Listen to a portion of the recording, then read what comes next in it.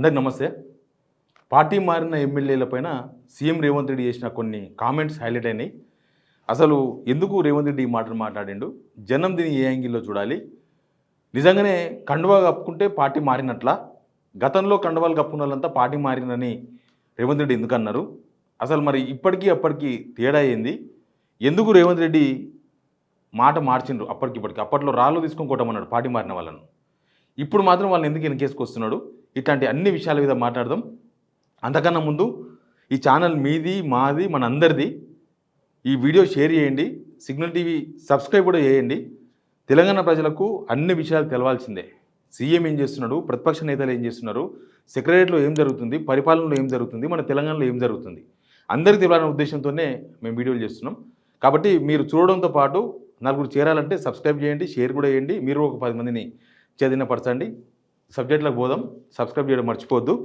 ఆయన చేసిన కామెంట్లు ఏంటంటే 4 ఇంపార్టెంట్ కామెంట్లు చేసిండు ఆయన పార్టీ మారిన ఎమ్మెల్యేల విషయంలో. ఢిల్లీలో చిట్చాట్లో మాట్లాడిన విషయాలు, కండువా కప్పుకుంటే పార్టీ మారినట్ల, పిటిషనర్లపై నిర్ణయం తీసుకోమని నేను స్పీకర్కి చెప్పిన. తర్వాత ఆల్రెడీ పార్టీ మారిన ఎమ్మెల్యేల జీతాల్లో నుంచి 5,000 రూపాయలు ఆల్రెడీ బీఆర్ఎస్ ఎల్పీకి ఫండ్ కింద కట్ అయ్యి వాళ్ళకే పోతుంది. ప్లస్ 37 మంది ఎమ్మెల్యేలు బీఆర్ఎస్ ఉన్నారని హరీష్ రావే అసెంబ్లీలో మాట్లాడినారు కదా. అట్లాంటప్పుడు ఇంకా పార్టీ ఎక్కడ మారిందని అనుకుంటాం. పార్టీ మారిన ఎమ్మెల్యేల డిస్క్వాలిఫికేషన్ సంబంధించి ఎక్కడ రాజ్యాంగంలో నిబంధనలు లేవు, ఎట్లాంటి చర్యలు తీసుకోవాలి, ఎట్లా ఐడెంటిఫై చేయాలనే విషయంలో రాజ్యాంగంలో నిబంధనలు లేవు అని సీఎం రేవంత్ రెడ్డి చేసిన కామెంట్స్. అసలు గతంలో సీఎం రేవంత్ రెడ్డి ఏం మాట్లాడితే అది గుర్తు చేసుకోవాలి ఫస్ట్ మనం. గతంలో ఆయన ప్రతిపక్ష నేతగా ఉన్నప్పుడు, మీన్స్ పీసీసీ చీఫ్గా ఉన్నప్పుడు, కాంగ్రెస్లో ఉన్నప్పుడు ఆయన ఏమన్నాడు, ఆయన అన్న మాట, వాళ్ళని రాళ్ళు తీసుకొని కొట్టండి, పార్టీ మారిన ఎమ్మెల్యేలను ఓడించడం నా లక్ష్యం, పార్టీ మారిన ఎమ్మెల్యేలు తల్లిపాలు దాగి రొమ్ము గుద్దినట్లే, ఇట్లాంటి కామెంట్లు చేసిండు. అంటే పార్టీ మారిన ఎమ్మెల్యేలు తప్పు చేసినన్న విషయాన్ని రేవంత్ రెడ్డి గతంలో చెప్పిండ్రు. మరి ఇప్పుడు ఎందుకు వెనుకేసుకొస్తున్నాడు? ఇన్ని రోజులు ఆ పార్టీ మారిన వాళ్ళు మేము దేవుని కండువా కప్పుకున్నామన్నారు, మేము అసలు కాంగ్రెస్లో చేరలే బీఆర్ఎస్లో ఉన్నామని అన్నారు. కానీ ఇప్పుడు ఏకంగా ముఖ్యమంత్రి అట్లా మాట్లాడితే అది చాలా చిల్లర కామెంట్ లాగా కనిపించింది. ఇప్పుడు రేవంత్ రెడ్డి అట్లా మాట్లాడదలుచుకుంటే రేవంత్ రెడ్డి ఎందుకు కండువాలు కప్పిండు? కొంతమంది రేవంత్ రెడ్డి ఇంటికి పోయి కండువాలు కప్పుకున్నారు, కొంతమంది రేవంత్ రెడ్డి వాళ్ళ ఇంటికి పోయి కండువా కప్పిండు. ఇప్పుడు కడియం సిఆర్కి ఎవరు కప్పిండు కండువా? దీపదాస్ మున్షి, ఆమె ఎవరు? పార్టీ రాష్ట్ర వరల్ ఇన్ఛార్జ్ అప్పట్లో. మరి వీళ్ళందరూ ఎందుకు మాట్లాడినట్టు? ఇప్పుడు వాళ్ళు చేర్చుకుంటే సరే, చేరిన వాళ్ళకి భయం ఉండొచ్చు, ఉప ఎన్నిక వస్తుందేమో, అందుకని మేము పార్టీ మారినట్లకు ఒప్పుకోవద్దని బహుశా వాళ్ళు అనుకుంటున్నారేమో. కానీ మీరు ఒక ముఖ్యమంత్రిగా మీకే ధైర్యం లేదన్న సంగతి ఇప్పుడు బయటపడ్డది కదా. మీరే ఉప ఎన్నిక వస్తే గెలవలేము అన్న సంగతి, మీ మనసులో ఉన్న సంగతి, మీకున్న భయం అదంతా కూడా బయటకు వచ్చింది కదా. ఇప్పుడు మీరు కండవాలు కప్పింది 4 కోట్ల మంది జనాలకు తెలియదా? తెలంగాణలో ఉన్న బుద్ధిజీవులకు తెలియదా? మేధావులకు తెలియదా? మీడియా కవర్ చేయలేదా వార్తను? ఆ చేరిన వాళ్ళు కూడా బయటకు వచ్చి మేము చేరినాం, అభివృద్ధి కోసం అని చేరినామని చెప్పారు కదా అప్పట్లో. మరి ఇప్పుడు ఎందుకు అబద్ధాలు మాడుతున్నారు? నేను చెప్పేది ఏంటంటే, ఒక ముఖ్యమంత్రిగా రేవంత్ రెడ్డిగా ఆయన ఏమైనా మాట్లాడచ్చు, రేవంత్ రెడ్డి ఆయన ఒక పొలిటీషియన్, అంతవరకు నో ప్రాబ్లం, ఆయన ఏమైనా మాట్లాడుకోవచ్చు. కానీ ఒక ముఖ్యమంత్రి 4 కోట్ల ప్రజల ప్రజాప్రతినిధి ఇట్లా మాట మారిస్తే ఆయనకు దమ్ము లేదనుకుంటారు కదా. ఒకవైపు నల్లమల్ల పులి అంటే, ఒక పక్క టైగర్ అంటే, పాటలు రాపించుకుంటే, స్లోగన్స్ ఇచ్చుకుంటుంటే, ఈ పులి కాదు పిల్లి అని మీరే చెప్పుకున్నట్టుగా అనిపిస్తుంది.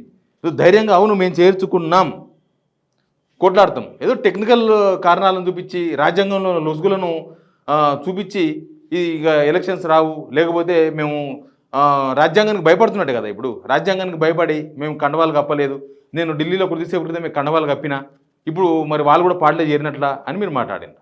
అసలు మీరన్న కాంగ్రెస్లో చేరినరా లేకపోతే టీడీపీలోనే ఉన్నారా? ఎందుకంటే మీకు కూడా కాంగ్రెస్ కండవ కప్పుకుంటేనే మీరు కాంగ్రెస్లోకి వచ్చినారు, పీసీ చీఫ్ అయినరు, తర్వాత ముఖ్యమంత్రి అయినారు కదా కాంగ్రెస్ ముఖ్యమంత్రి. మరి ఆ రోజు కూడా కండువా కప్పుకున్నది ఉత్తదేనా? అంటే మీరు టీడీపీ మనిషిగానే ఉన్నారా? ఇప్పుడు ఆ రోజు కండువా కప్పింది కూడా కండువా కప్పుకున్నది మాత్రాన కాంగ్రెస్ ఏరినట్టు కాదు కదా. మరి మీరు కూడా కాంగ్రెస్లో ఏరిందని ఎట్లా అనుకోవాలి? అంటే గుండె మీద చెయ్యేసుకొని మాట్లాడాలి రేవంత్ రెడ్డి, ఒక ముఖ్యమంత్రిగా మాట్లాడాలి. నేను చెప్పేది ఏంటంటే, ఒక ముఖ్యమంత్రిగా డిగ్నిటీగా మాట్లాడాలి. చిల్లర కామెంట్లు చేసే ముందు 1-2 సార్లు ఆలోచించుకోవాలి. ఎందుకంటే ఒప్పుకుంటే నిజంగా కూడా రేవంత్ రెడ్డి పెద్ద లీడర్ అవుతాడు. ఆ 10 మంది ఎమ్మెల్యేలు మా పార్టీలో చేరినరు, బట్ చూస్తే సుప్రీంకోర్టులో చూసుకుంటాం, వాళ్ళు సుప్రీంకోర్టు కోరు కదా, మేము కూడా సుప్రీంకోర్టులో చూసుకుంటాం, దాన్ని అవసరమైతే మా ఆర్గ్యుమెంట్లు వినిపిస్తాం, అవసరమైతే కొట్లాడతాం, అదో లెక్క. కానీ ఈ లెక్క ఏందో అర్థం కాలేదు. ఆయన అందుకే పెద్ద లీడర్ కాలేకపోతున్నాడు. ఎందుకంటే ఒక రాజకీయ నాయకునిగా నాలుగు ఎన్నిసార్లు మడత పెట్టొచ్చు, జనం కూడా మర్చిపోతున్నారు. కాబట్టి నిన్నేం జరిగిందో ఈరోజు మర్చిపోతున్నారు జనం. కానీ ప్రభుత్వ పెద్ద మీరు అసెంబ్లీ లీడర్, మీరే ఇట్లా మాట్లాడితే ఇక మిమ్మల్ని జనం ఎట్లా నమ్ముతారు? మీ మీద మీకే నమ్మకం లేకుండా పోయింది మొత్తం. మీ మీద మీకే నమ్మకం లేనప్పుడు జనం మిమ్మల్ని ఎట్లా నమ్ముతారు? ఇప్పుడు గతంలో మీరు అసెంబ్లీలో మాట్లాడినారు, ఏ ఉప ఎన్నికలు రావు, గతంలో రాని ఉప ఎన్నికలు ఇప్పుడు ఎందుకు వస్తాయని. వాళ్ళకు ఒకవేళ పార్టీలోని చేర్చుకోకపోతే, వాళ్ళకు మీరు కండువాలు కప్పకపోతే, వాళ్ళు కాంగ్రెస్లో చేరకపోతే మీరు అసెంబ్లీలో అఫీషియల్గా ఎందుకు మాట్లాడినారు? ఆ సందర్భమే లేనప్పుడు మీరు ఉప ఎన్నికలు రావన్న సంగతి మీరు ఎందుకు మాట్లాడారు అనేది కూడా చాలా ఇంపార్టెంట్ ఇష్యూ. అసలు ఇది ఎట్లా ఉందంటే, ఎవరన్నా పైసలు తీసుకుంటారు అప్పు కింద మనం, దానికి ప్రూఫ్ ఏమి ఉండదు. మనోడు కదా అని ఇచ్చిన పైసలు, ఇచ్చిన తర్వాత నువ్వేడిచ్చినావు పైసలు అని ఎగవేతదారులు ఉంటారు చూడు, దొంగలు దళారులు, సేమ్ అట్లే మాట్లాడాడు. ఓ పైసలు తీసుకొని పైసలు ఇవ్వలేదని ఎట్లా అంటారో సేమ్ పార్టీలో చేర్చుకొని ఏరినరు, కణవ కప్పితే పార్టీలో చేరినట్లా అనే విషయాన్ని ఆయన మాట్లాడిండు. దీంతోపాటు కొన్ని అంశాలు, చాలా కీలకమైన అంశాలు ఉన్నాయి. కీలకమైన అంశాలు ఎందుకంటున్నా అంటే, ఇప్పుడు సీఎం ఇలాంటి మాటలు మాట్లాడడంతోన తెలంగాణ ప్రజలు కూడా అవమానించినట్టే, వాళ్ళని ఓటేసిన వాళ్ళని కూడా అవమానించినట్లే. ఇప్పుడు వాళ్ళ పార్టీలో జరగకపోతే ఇంత ఇష్యూ జరిగేదే కాదు. బీఆర్ఎస్ కూడా మొత్తం 38 మందికి కంప్లైంట్ ఇచ్చేవాళ్ళు కదా, 10 మందికి మాత్రమే స్పీకర్ కంప్లైంట్ ఇచ్చి హైకోర్టుకు పోయి, ఆ 10 మంది మీద సుప్రీంకోర్టుకు పోయి ఈ కొట్లాడి ఇదంతా ఎందుకు చేస్తుంది? కేసీఆర్ చాలా బెటర్ మీతో పోలిస్తే.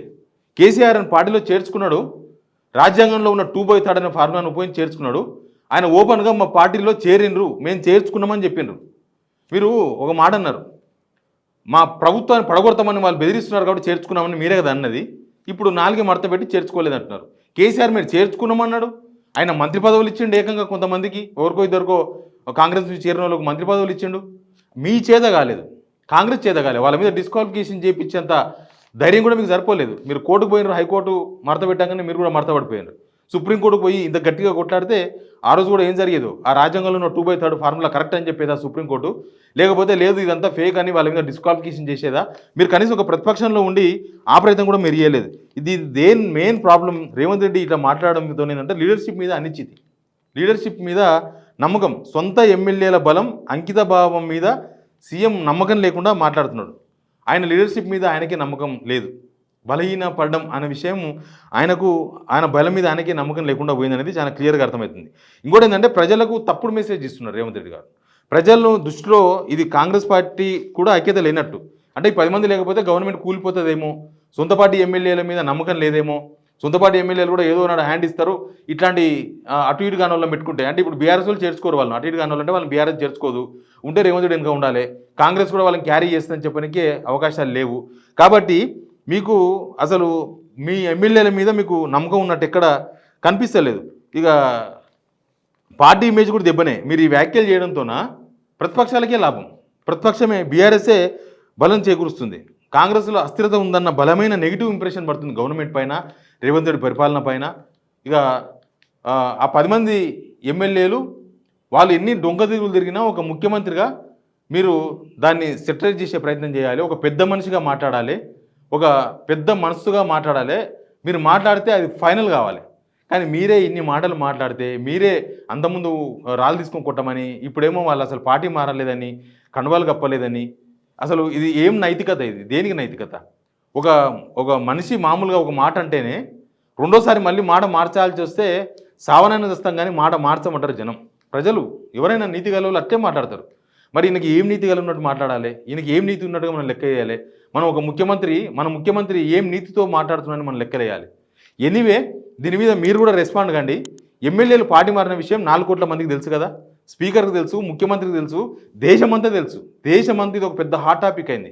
ఎందుకంటే వీళ్ళు పొద్దుగా లేస్తే రాజ్యాంగం గురించి మాట్లాడతారు, ప్రజాస్వామ్యం గురించి మాట్లాడతారు. మరి అట్లాంటి సందర్భాలలో అసలు ఈ 10 మంది ఎమ్మెల్యేల తరఫున గవర్నమెంటే ఒక పెద్ద సాక్ష్యం ఉంది. వీళ్ళు పార్టీ మారని చెప్పడానికి ఇంతకన్నా పెద్ద సాక్ష్యం లేదు. అవసరమైతే బీఆర్ఎస్లో అది ప్రొడ్యూస్ చేయాలి. సుప్రీంకోర్టులో కేసు వేస్తే సుప్రీంకోర్టు అడ్వకేట్కు గవర్నమెంట్ 2,27,000 రూపాయలు గవర్నమెంట్కి వెళ్ళి డబ్బులు ఇచ్చారు.